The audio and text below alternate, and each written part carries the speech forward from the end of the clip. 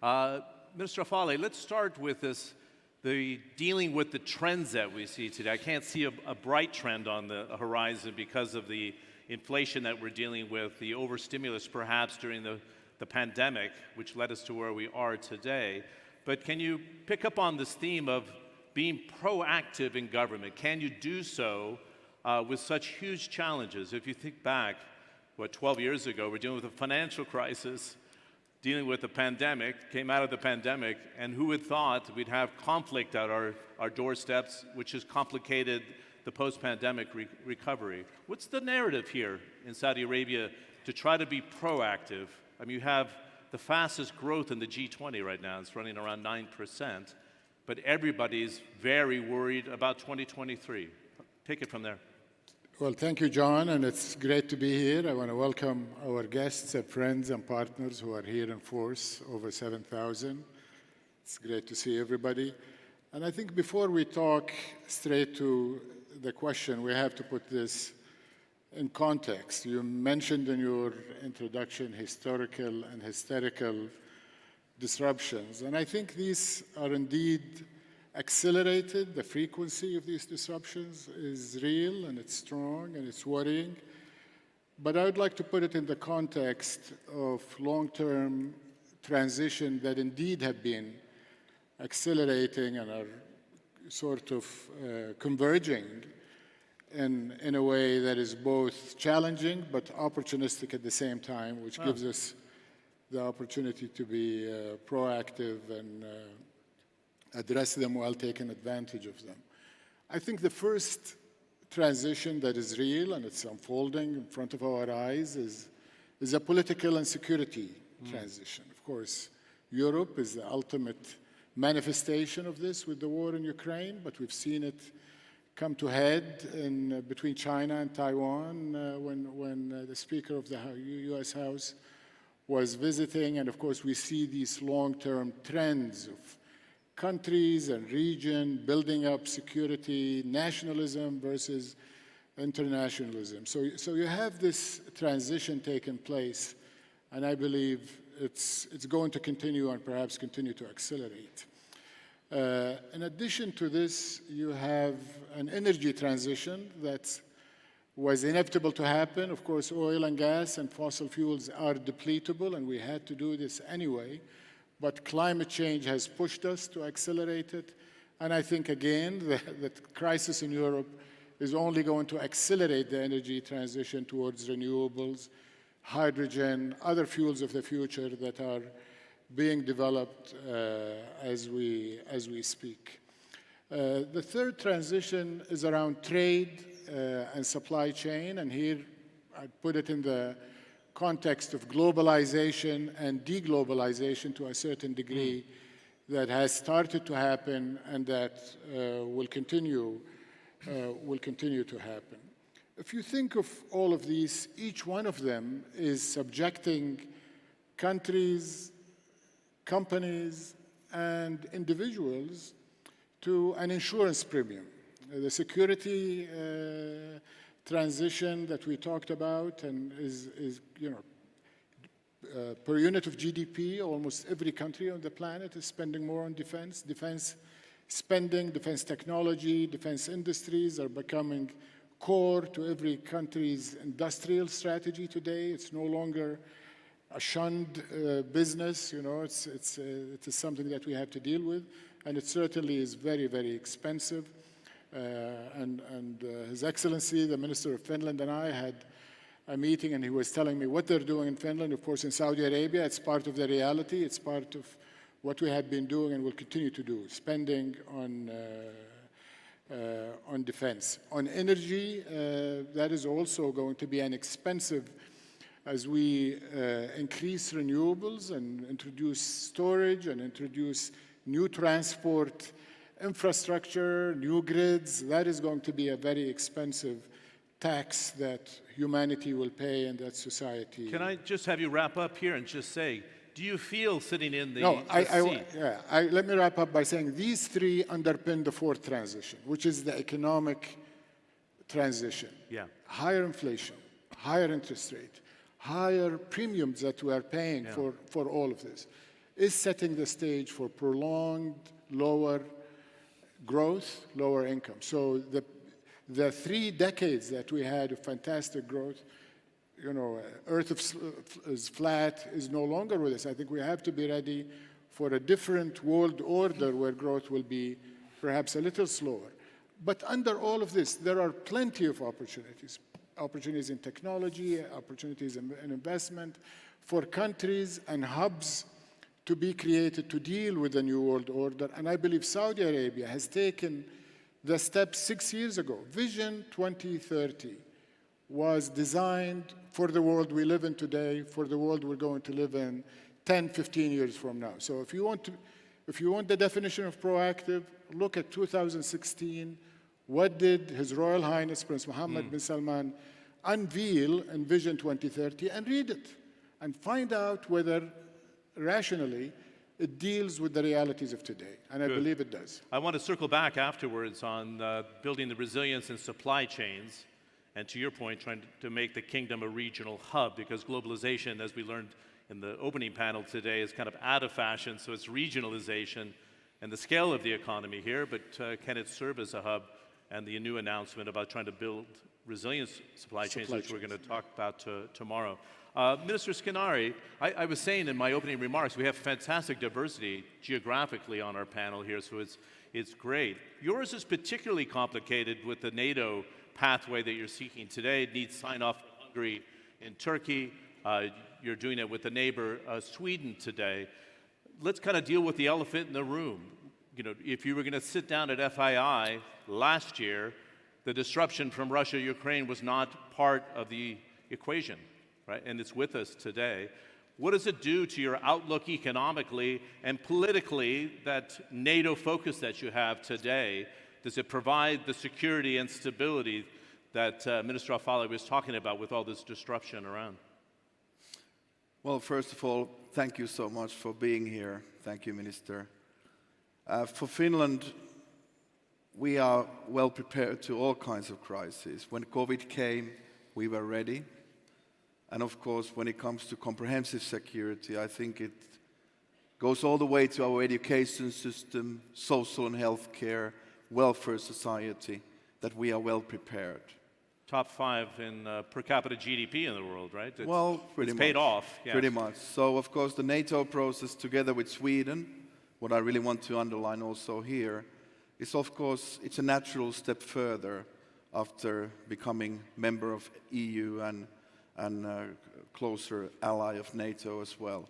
But at the end of the day, it's a matter of comprehensive security for the Nordic countries, for Finland, and of course we can add value when it comes to technologies, when it comes to green transition, all in all when it comes to the know-how. And I really like it here, if I look at the FII's commitment for the future, for our government, exactly the same, that what kind of future investments we need.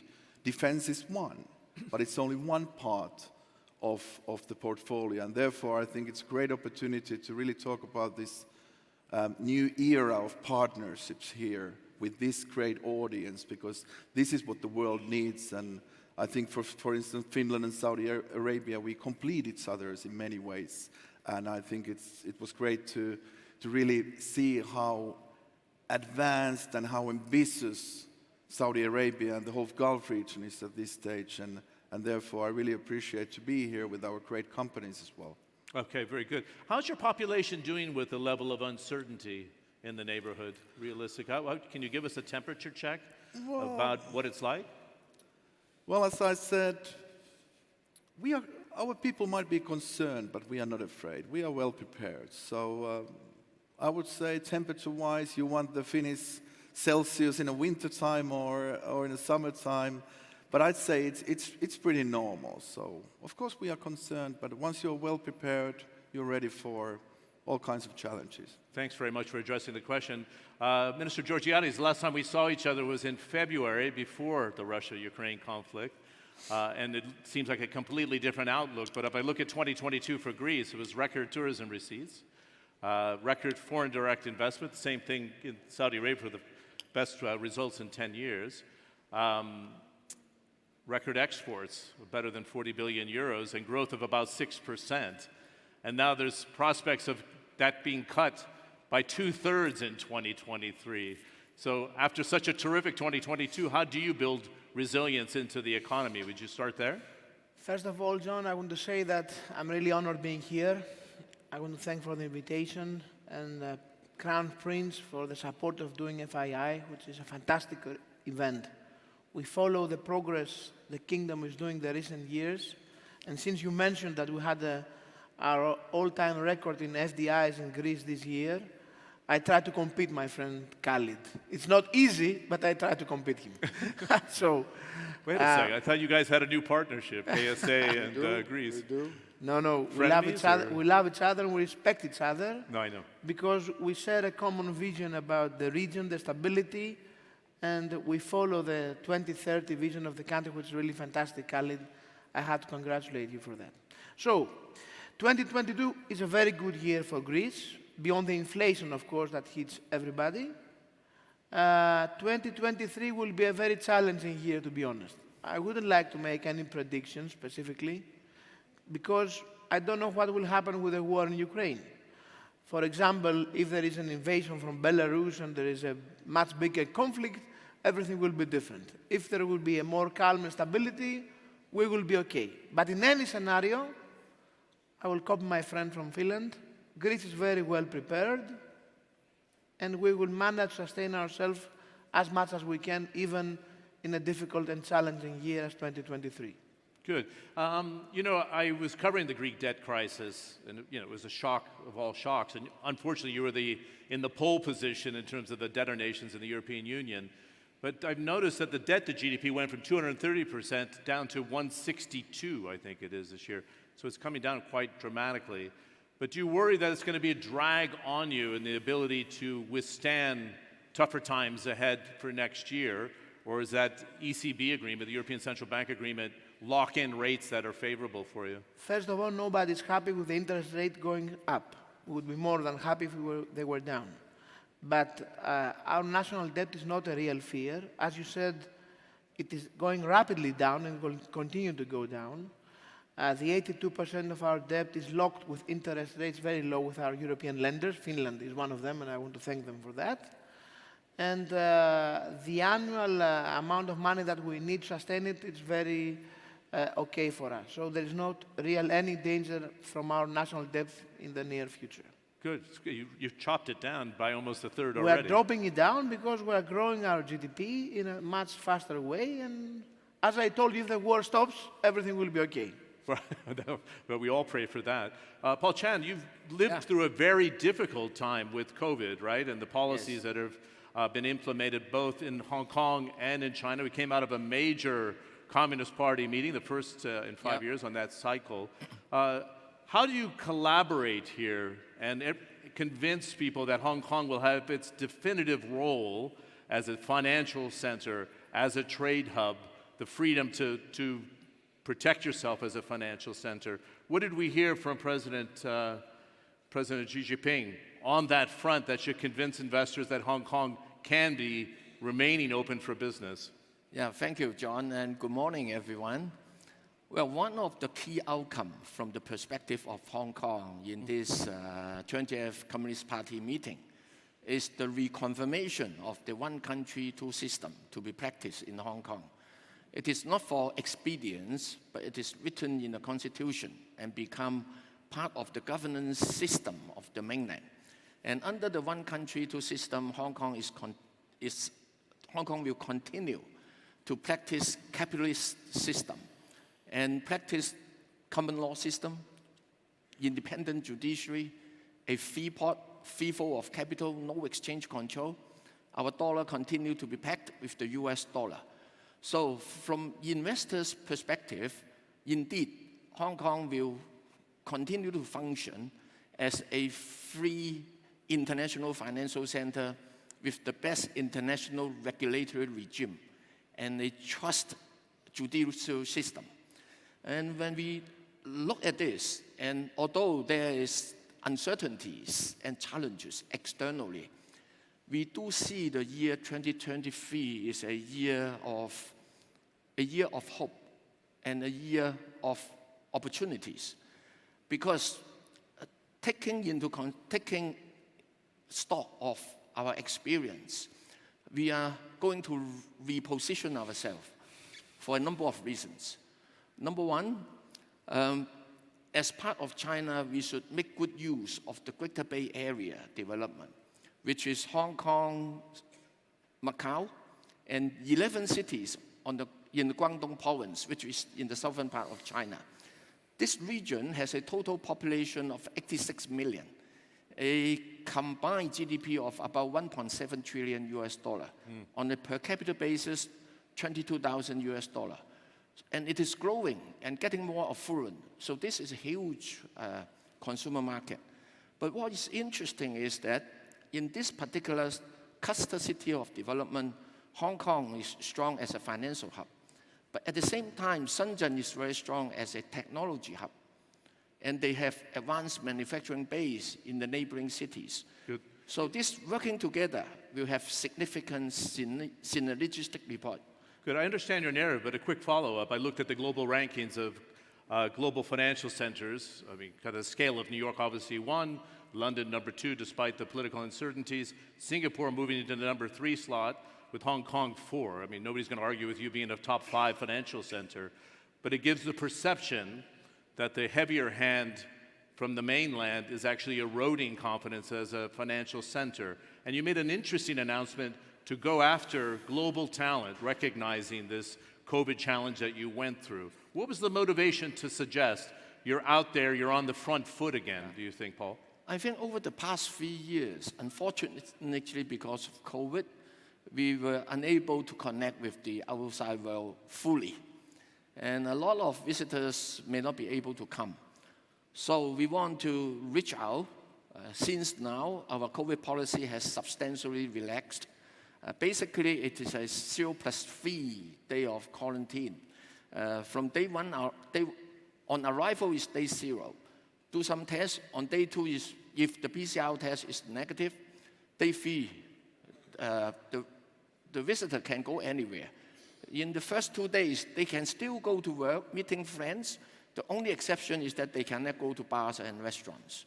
So it would be a lot easier, and we see people coming. And when I talk about we try to reposition ourselves, is that we are famous as an IFC. But in the future, we want to develop more. And in this respect, we have to be more proactive, working with the neighboring cities to build ourselves and the cluster city into an international innovation and technology hub. That's why we set aside a substantial amount of money, about US 8 billion, as well as a scheme to attract talents from all over the world. Very interesting. $8 billion. 8 billion US. That's a pretty substantial war chest to work with, as you can see here. George Osborne, it's great to have you at the Future Investment Initiative.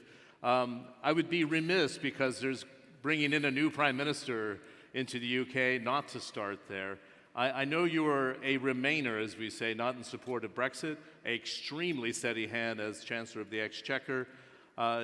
Is the new government, and also with having Jeremy Hunt as the Chancellor in your former role, does it turn a page now for the UK? Do you want to share some insights of the convulsionary process that the Tory party went through, and is it recognizable to you at all? John, well, first of all, it's great to be here, and every time I come to the Kingdom, I see the progress, and it's extraordinary. And so congratulations to everyone in the room who is bringing that about. And my message from London is keep calm and carry on. That is, after... Famous saying, but more apropos now than ever before, well, I think. More apropos now. I mean, Britain has been through a period of real, by British standards, political instability, particularly in recent months. And we've had several prime ministers, several chancellors. But the good news, and it's actually happening while this panel is convening, that the new British prime minister, who will be confirmed now by King Charles, is Rishi Sunak, who I know. He is very intelligent, a very steady hand. He has experience as a chancellor. He is a fiscal conservative, which will answer a lot of the concern that the gilt markets have had about UK government debt, and it's already seen in the fall in the yields. And also, I just observe, as the first British Indian to be our Prime Minister, a major moment in British history and in the history of the world. If you think that there was a time hundreds of years ago when there was a British Empire that controlled India, and now we have a British Indian as our British Prime Minister. So I think that will also have quite a profound impact on inside Britain and around the world in telling a story about modern Britain.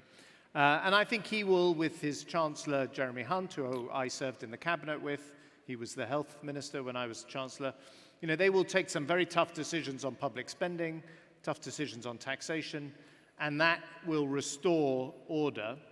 But it has been a very salutary lesson. I thought Ray Dalio's comment on the board meeting before was a very good one. It's a canary in the mine because it shows that a country cannot afford to lose its fiscal credibility and its fiscal reputation. And it pays a direct and immediate price in the borrowing markets at a time when anyway interest rates are going to have to go up or are going up.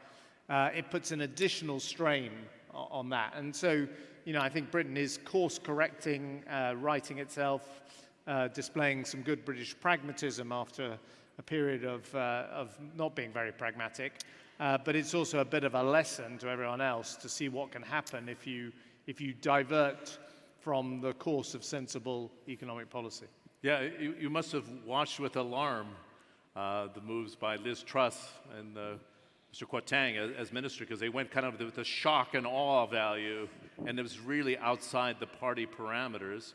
They're kind of hard Brexiteers. You were not. And I thought it was really interesting this week that Guy Hands, the financier, was saying, this new government needs to address, you can't have a hard Brexit. It doesn't serve the purposes. Can there be a third way, do you think? I know it's a pretty blunt question here, but it's a very important question. Yeah, I was completely against Brexit, which is why I'm no longer in the government. But it's not a decision that's going to be reversed.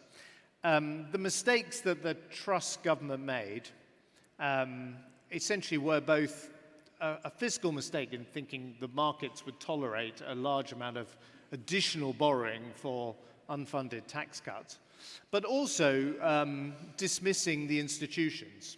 There was an institution that I created called the Office of Budget Responsibility. It was sidelined. The permanent head of the Treasury was fired on day one.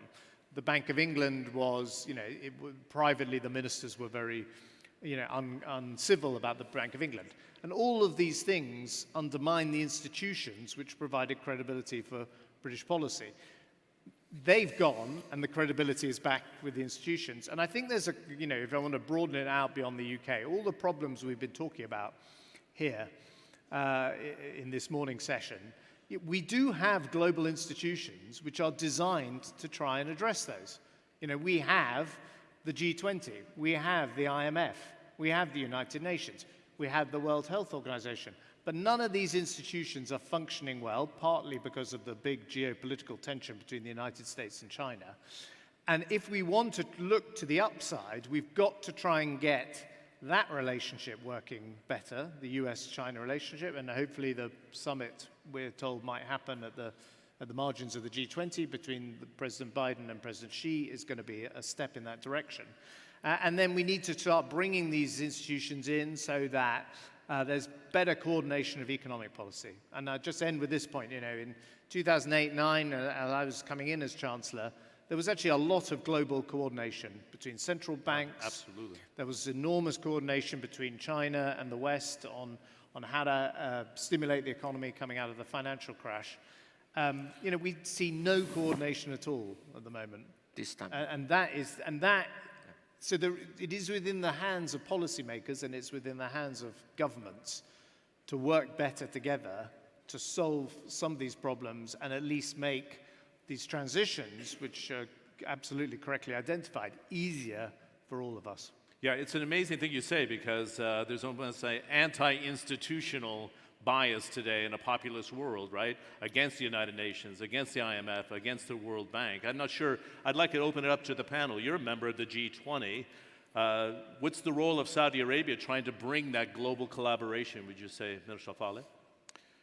Well, the kingdom is well known to be a friend of all. I mean, we have fantastic relationships that goes back 90 years with the US to the 1930s.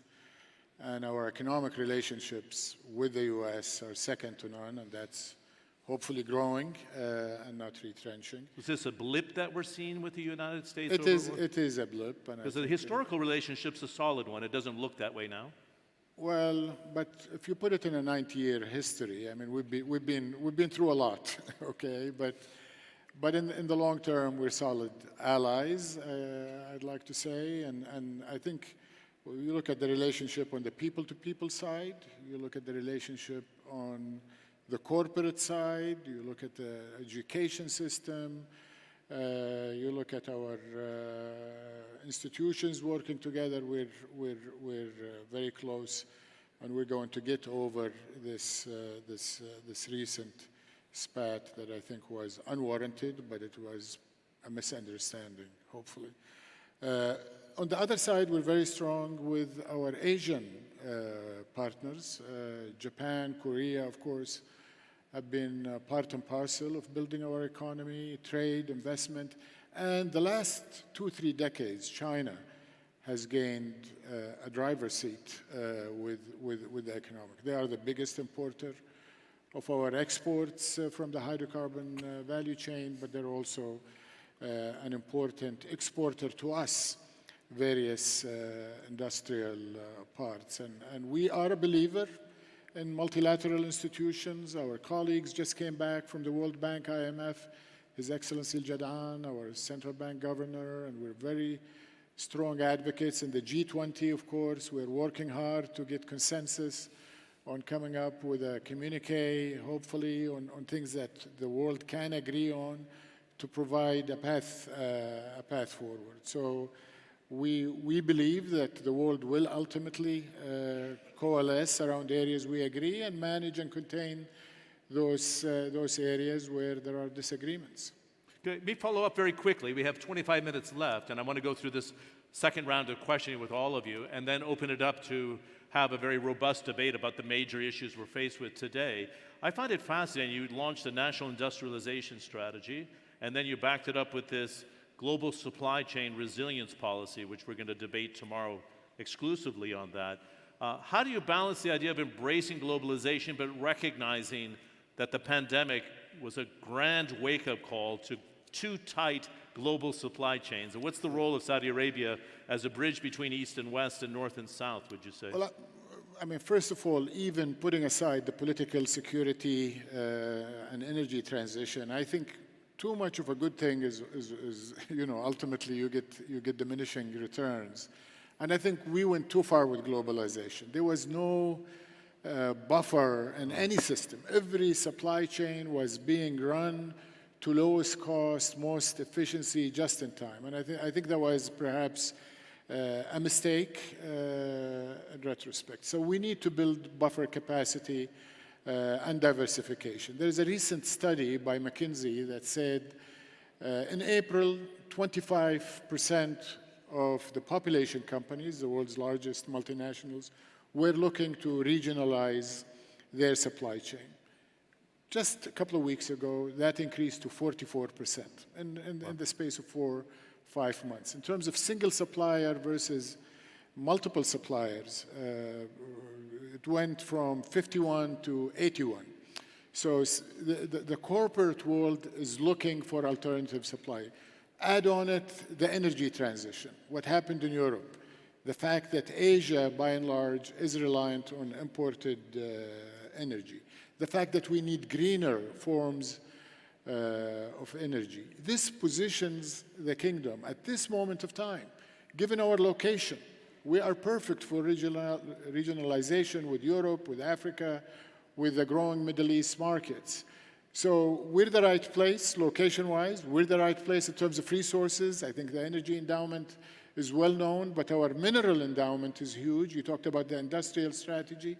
We have a mining strategy to back up the extraction and monetization of our minerals. So you put it all together, the minerals, the energy, the fantastic regulations, openness for foreign direct investments, relationships and partners, and being a member of the WTO with easy access to these global markets makes the kingdom, in my opinion, and I'm a bit biased, a prime location to address the global supply chain tensions and disruptions that are happening globally. That's why His Royal Highness personally has looked at this issue and say this is the time for us to launch a massive program in the kingdom with partners, not on our own. It will be backed up soon with some special economic zones that are set up to enable this positioning of the kingdom as a global supply resilience source for multinational companies. It's interesting what you said about the mining sector, because most people wouldn't know you have more than $1 trillion of assets here. Absolutely. And for the energy transition, you do need the rare earth minerals. And China sits on about 85% of the refining capacity of that right now, which is another opportunity to And get EV it right. batteries is something we're working on, but also green metals. I mean, bringing hydrogen and renewables in the production of metals, whether it's steel or aluminum or copper. I think it's going to be quite critical, and we're prepared to do that. Okay, thanks very much for that. Minister Skinnari, going back to Mr. Osborne's comments here about global institutions, Donald Trump wasn't a huge fan of NATO, but NATO got its ultimate test with the incursion of Russia into Ukraine, disrupting the energy supplies as well, also challenging the structure of the European Union itself. What's the lesson we've learned in the last 10 months of conflict for Finland, for NATO, for the strength of the European Union as an institution? They did not buckle. It's a painful transition for the energy cost right now, as you know. But what would you say to the internationalization and these institutions surviving? Well, first I want to underline that globalization has been a good thing. And of course, the multilateral cooperation is crucial if and when we want to get common solutions. But when it comes to entities like World Trade Organization, of course, it's quite easy to admit that, yes, it's in crisis. And if we look at the superpowers and their logics, they are not recognizing these entities, if I'm trying to be diplomatic, that much. Do they need to be modernized, do you think, Well, Minister? I think they just don't seem to be fit for the 21st century, to be candid. Well, in this world, of course, we must be able to navigate with the solution-driven way of thinking, as we spoke, when it comes to green transition, our climate targets, when it comes to technologies, digitalization. We just have to find solutions with the right partners. But in other words, the entities are important. But if I look at the multilateral world at this stage, I'd say that UN Security Council, for instance, where can we see real results? It's a very good question. But with the development cooperation, actually we have achieved things. With the OECD, we have achieved things as far as tax and development, for instance. So we have to look at the positive narratives and, of course, work for them. And then, of course, the role of finance ministers. I'm very happy that, for instance, we have 70 countries now for the climate coalition. 70 finance ministers throughout the world committed for climate action. So we have certain platforms that do work. But of course, coming from Europe, coming from Finland, we have a great concern that how we really navigate in this world, for instance, as far as the trade agreements are concerned. And of course, there is a great pressure as far as the sustainability. But I've underlined back home in Finland and Europe that also green transition means new business opportunities. Our companies, they can see huge profits, earnings being made once we implement comprehensive energy solutions combined with digitalization like 5G, which is a big topic here in Saudi Arabia and within the region.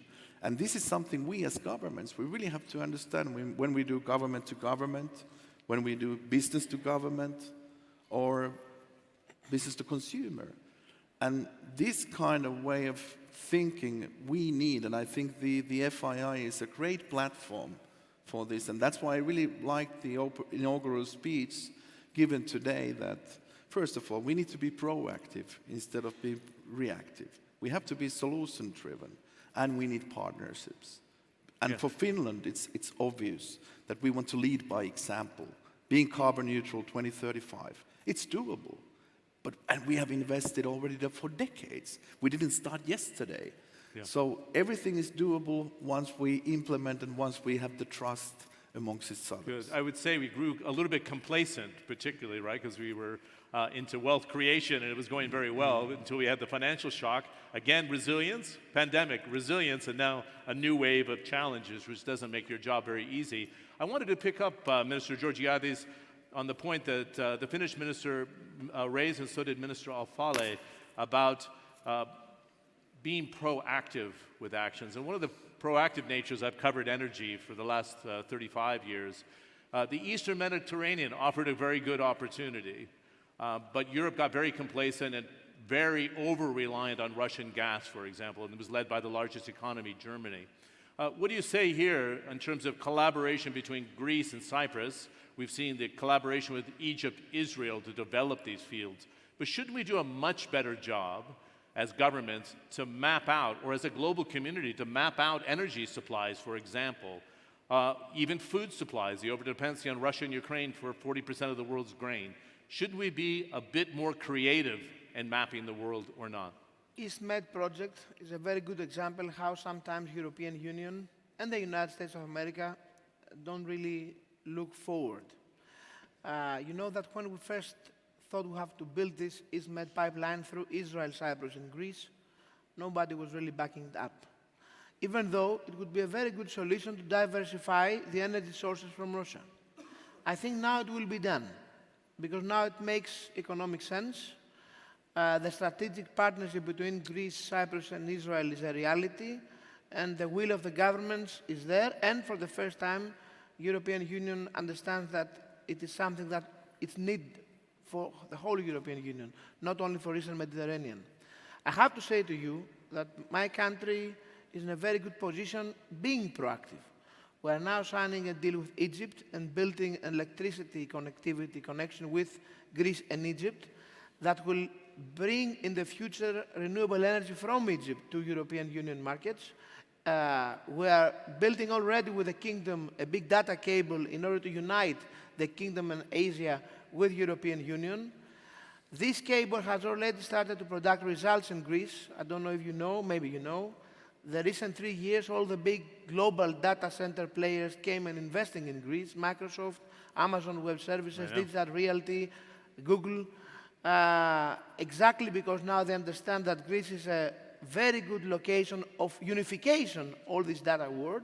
And I'm happy to say that Crown Prince and my Prime Minister announced in Athens some months ago a very big project of an electricity cable connection between Greece and the Kingdom and the region in order to export renewable energy and from the Kingdom to European markets. Greece is being transformed as fast as we can to a real renewable energy hub. We had as a national vision to reach 20 gigawatt production of electricity until 2030. Now we're sure we'll reach that until 2024, 6 years earlier. We're changing the vision from 20 giga to 30 giga, and we are attracting a lot of FDIs in this area. So in the near future, when the need for renewable energy of Northern Europe will be enormous and their production capacity not so big, we will be able there to produce energy and to export energy to them. So we are living in a new world, everything transforming very, very fast. The war, even though in the first phase gave a lot of space to fossil fuels because we needed urgent energy, it will accelerate the green transition. Because now renewable energy makes economic sense, it's much cheaper. And there is a lot of motivation to go faster in this direction. I see it in my country. Last week we had our first day with 5 hours only consumption renewable energy. So in this new world that is changing so rapidly, I'm proud to say Greece will be a key player. Good. Can I ask you very quickly, and we had this conversation in February, President Erdogan of Turkey can sometimes be his own disruptor, and he's trying to be a bridge between Russia and the European Union and the United States right now. But at the same time, he's kicking up a lot of waves, if you will, in the Eastern Med and against Greece. Is it for real, or what's your view on it? Greece needs peace and stability. And our Prime Minister from the United Nations addressed the Turkish people and said that we are friends, we have nothing really to split with the Turkish people. We want prosperity for them, for us, for everybody in the region. But if Mr. Erdogan really consists to setting question in our sovereignty, in our sovereign rights, in our borders, in this case, you can understand, my friend John, that we will defend ourselves in any way we can. So, from the one hand, we want collaboration, but we want respect also from Turkey. I think President Erdogan is hurting Turkey's national interest very hard with his behavior. He transformed Turkey to a country that almost any neighbor of this region won't have any connection with them. This is not good for the Turkish people. Bad. He thought he was so strong that he tried to destroy the reputation of many foreign leaders around his region. Bad choice. Now he's changing his mind. Too late. And above all, he's questioning the sovereignty of a European Union member state, Greece, and he still has troops in another European member state, Cyprus. So, if they really want to have peace, stability, and prosperity, we're here. But it needs two to tango. Yeah, very well said. I was going to say, both with the U.S. and French security pact, I think you're a bit stronger diplomatically at the same time in this We narrative, have right? signed a very strong agreement with the United States of America. We have signed a very strong agreement with France. We respect our allies, and I have to say, as a NATO member, since now it's the days that Turkey is not yet submitted the apply of Finland and Sweden to NATO, this is not a good behavior for an ally to stop what all the rest of the member states have decided. This is not a good behavior. And for sure, it's not a good behavior being a NATO member and having such a strategic partnership with countries like Iran, or evaluating all the sanctions against Russia. Very bad idea. It hurts world trade. It hurts European economy. It hurts our relationship. It's not good for the Turkish people. I really hope that President Erdogan will understand at the end that what he's doing is hurting, first of all, Turkish people's interest. Okay, let's pick it up and move to one of the issues that you brought up, Minister Georgiadis, which was Greece as a hub for renewable energy. There's two sides to the coin, Minister, in China, because it has almost 50 coal plants being developed as we speak. It's going to be a leader in battery storage for electric vehicles, one of the biggest electric vehicle manufacturers. I talked about its refining of strategic minerals for the energy transition. What role does Hong Kong have in trying to finance this and to make sure that the second largest economy in the world is on that pathway as a power in renewable energy, as even Minister Falih was talking about Saudi Arabia? Go ahead. Yeah, China has set a very ambitious carbon zero strategy. They call it 30-60. So by the year 2030, peak off in terms of emission. And then by the year 2060, will be carbon zero. So in the process, transition to this green economy requires a lot of funding. And in the case of Hong Kong, we set a target for us, 2050. By the year 2050, we will be carbon zero. And over the past few years, we have been promoting green and sustainable finance. On the green bond, last year, arranged and issued in Hong Kong, over $56 billion US, 4 times bigger than the year before. And last year, we issued government green bonds, number one, retail green bonds, so that the citizen can participate. They own the topic, and they can share the benefit. And that particular issue is to the order of 20 billion Hong Kong dollar, the largest globally at the time of issuance. And we issue green bonds in US dollar, in euro, and in renminbi. For US dollar and euro, the tenure is 30 years. 20 years. So at the time of issuance, actually, it is the longest tenure issued by any Asian government. So we are trying to lead by example and set benchmarks for issuers to come to Hong Kong. We even subsidize some of their issuing expenses. And apart from bonds, we also provide subsidies in terms of green and sustainable banking loans. so that smaller business can also benefit. So we are progressing on that front quite well. Very interesting. We had a meeting at one of the firms I'm working with APCO Worldwide, and the climate team. And one of the leaders we have from the United States says, if you're going to play in climate and on the global stage, you have to be in London for financing. Do you think this is an opportunity that's often overlooked by the outside world, the role that London is playing on the transition to 2050? The UK, although Liz Truss was kind of willing to back off of it, it has the clearest roadmap to 2030 and to 2050, and the offshore wind, for example, and the transitions from natural gas to hydrogen as well. What do you see, George, in that area of opportunity for the UK? Well, the UK itself is leading the climate transition, having been an oil and gas exporter when I was younger, not on the same scale as Saudi Arabia, but nevertheless significant North Sea reserves. Now, by setting a predictable framework for renewable energy subsidies in the earlier part of the decade, has actually led the development of offshore wind power. And it's interesting, our French neighbors, have said explicitly we should be trying to model what the UK's done to try and encourage offshore wind development in France. And also restarting nuclear power development, which has been difficult in the West. But with French collaboration and indeed Chinese money, there is a new nuclear power station being built in the west of England, which will provide over 10% of the UK's electricity. So there's quite a big move towards zero carbon, and it has a predictable framework. I think the first part of your question is actually very interesting, and one of the least noticed things at the moment, which is the global rules, financial rules on disclosure for companies are powering this transition towards a zero carbon future. And former Bank of England Governor Mark Carney, also Bank of Canada Governor, he has led the United Nations effort to change the rules of the game around things like the weighting of capital for carbon-intensive industries, which the European Union has picked up. And this is having a really dramatic effect, well below everyone's radar, because it's very complicated and it's not followed on a sort of daily basis.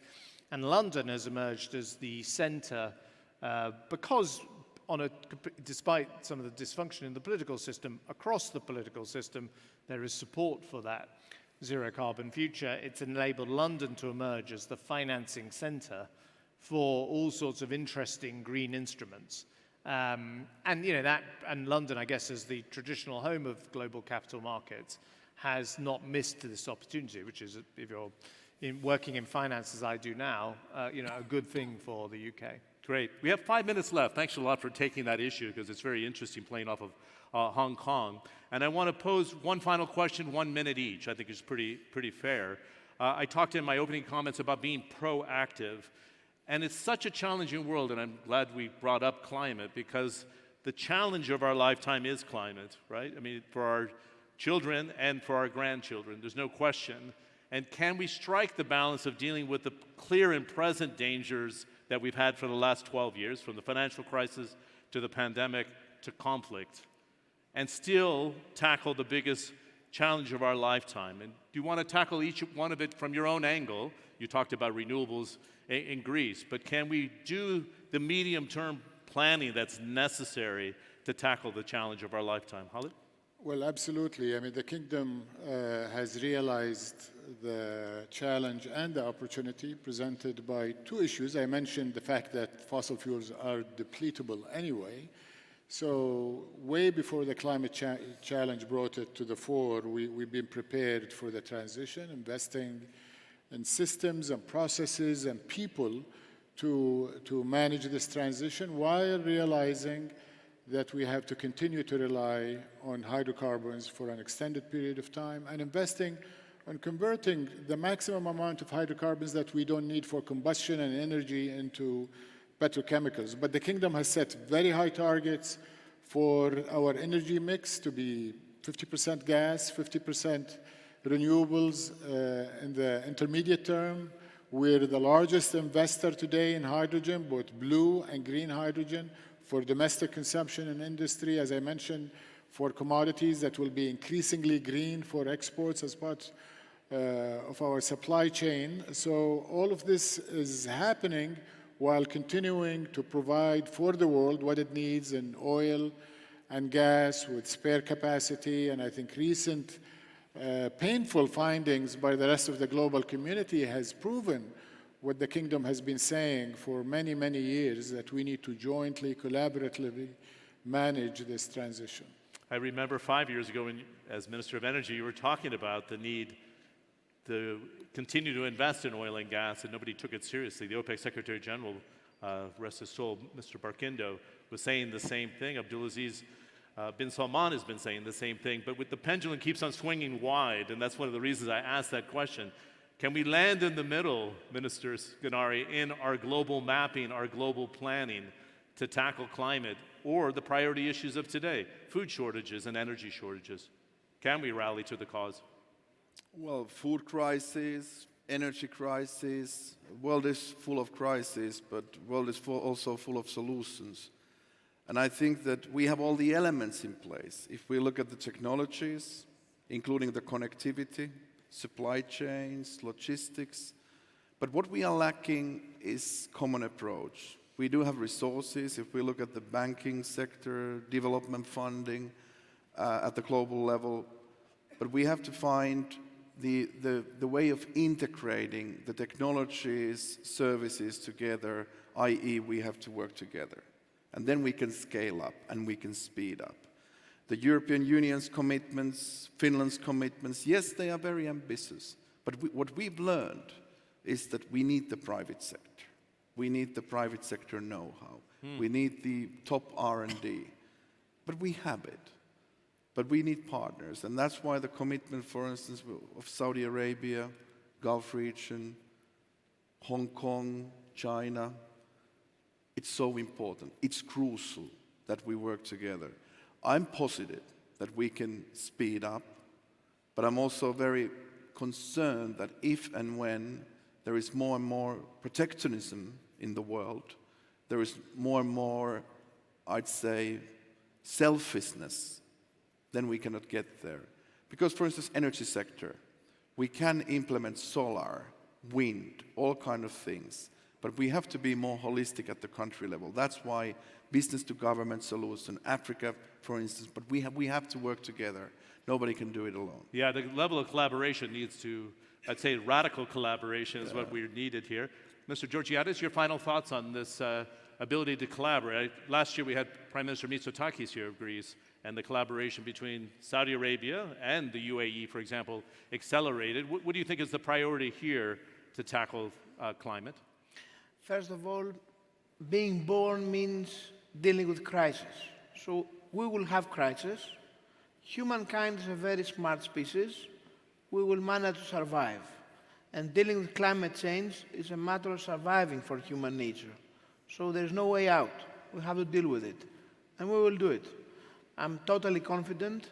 European Union will lead as an example to this road, and I'm very proud about it. We live in a world that Euroscepticism is huge. It led to Brexit, for example, unfortunately. But European Union is still a fantastic place to live. And all the goals of green energy that we have said and believe will be fulfilled, because there's no other way out. Yeah, I was going to say, I think this is one thing that Vladimir Putin probably wasn't expecting, is that it's going to accelerate the transition, which Mr. Falih talked about. Paul, we have about 45 seconds for you and George. Do you want to pick it up? Well, on the climate challenge, the way we see it is that we will be an international financial center serving not just the mainland, but also the region. Because China and developing Asia accounting for about 2/3 of global growth and fast growing. And in the process, they need to transition to a green economy.